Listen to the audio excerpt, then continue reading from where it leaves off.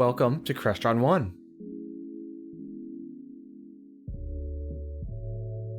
Update the firmware on the control processor and the touchscreen. Currently, Crestron ONE is compatible with 3 and 4 series control processors and any TSW70 series touchscreen, and only TSW60 series touchscreens with a built-in camera.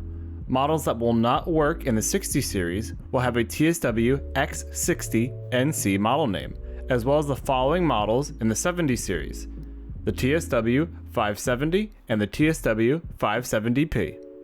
To get the latest firmware for a processor or touch panel, log into the Crestron website and go to the product page. In this case, we'll go to a CP4N. Navigate to Resources, scroll down to Firmware, and press the Download button to download the firmware. A 60-day trial period comes with each control processor. No license is needed to use the 60-day trial.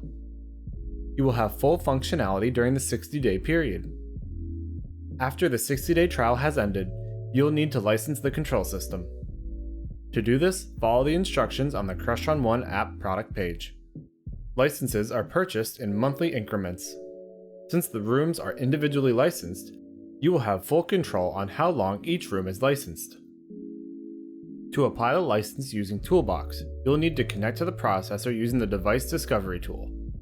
Once the processor has been discovered, double-click on it to open the Easy Config tool, which is built into Device Discovery. Press the Functions button and select License Management.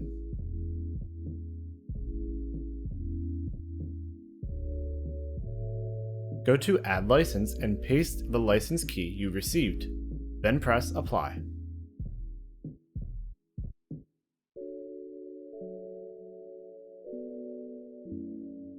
There are a few ways to set the room name that appears in the Discovered Rooms section of the app.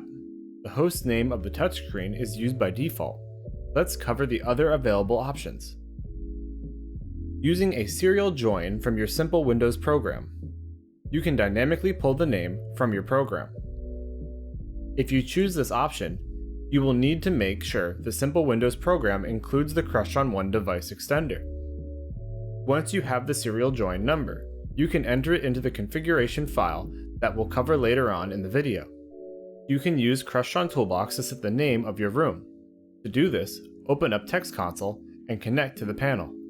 Once you are connected, use the RUI name console command to set your room name. If you're using a TSW 60 series touch panel, there is a 14 character limit. For 70 series touch panels, the character limit is 26. There are 3 steps to setting up mobile control.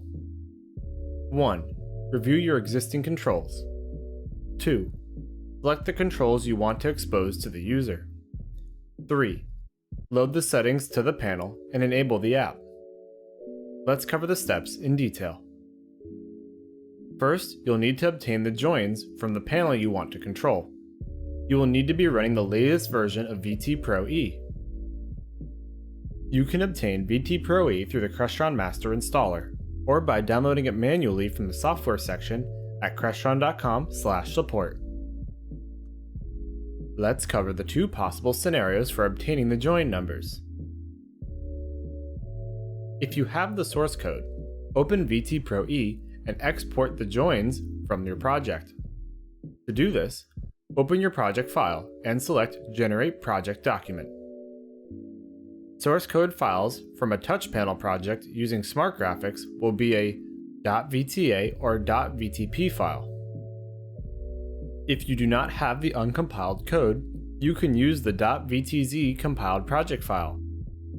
To obtain the join numbers using a .vtz, open VT Pro E and select File and Generate Project Document from VTZ. You will be prompted to locate the .vtz and press Generate. Thank you for watching.